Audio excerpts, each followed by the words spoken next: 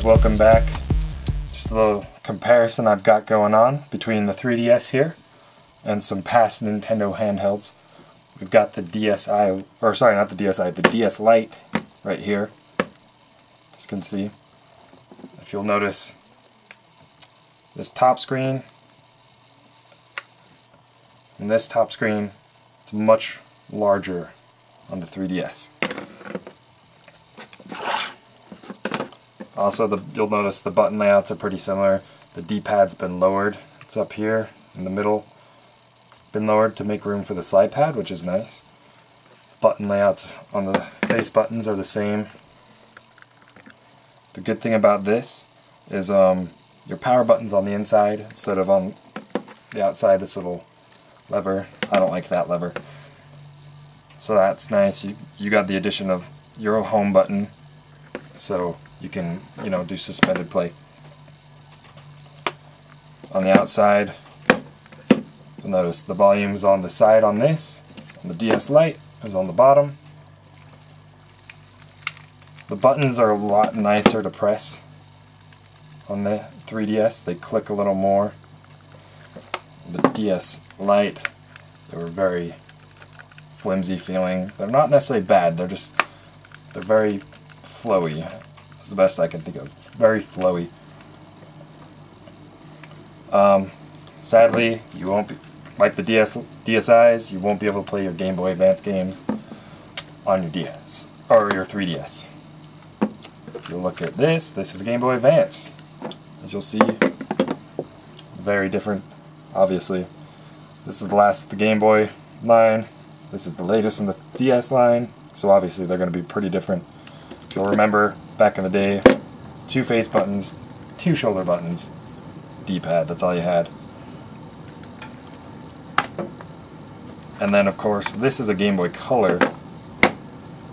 I wish I had a regular Game Boy, because I could show you how different things have become since the first Nintendo handheld, but I don't. But this is essentially the same layout, except for considerably smaller than the original Game Boy. But 2 buttons, D-pad, that's all you got. And of course, the games, I got Link's Awakening there. So let's take a look at the 3DS compared to its current competitor, the PSP. And actually, there's a lot of similarities in how these are laid out. Now the PSP, they both got their face buttons. I actually like these face buttons on the 3DS more. They click, they're tight. These are more loose, like the DS Lites were. Both got a D-pad. Once again, this is tighter than this one. And you both got a little analog stick thing. Now, like I said in my last video, I like to call this the Smarty Stick because it looks like a Smartie. But it's got a lot of range of motion,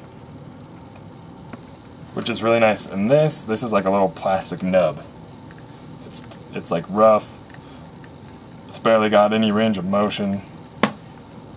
And it's like the placing of it's just not comfortable. The placing of this is really nice. Like your thumb just naturally kind of goes there. This thing, it's like, you gotta reach over. This does have a huge screen though, but it's an interesting aspect ratio too. It's like really long compared to its height. But they both got the shoulder buttons. Both got wireless Wi-Fi up top on the PSP. They both have a memory card slot. Oh, that's the wrong side. There's one for the PSP, and there's the one for the 3DS. This, of course, uses UMDs, which are horrible. Horrible idea. And this uses cartridges. And, of course, this has the dual screen, 3D, and the touch screen. And I gotta tell you, ever since the DS, I am just a huge fan of the touchscreen. I think it brings a whole new world to kind of the portable game market, and frankly, I think it kind of gives new life to portable games. just the old Game Boy style games where it's just a game on a handheld that you can play anywhere. It's cool, but I need a reason to play my portable games, you know. And this gives me something different that I'm not getting on a console. And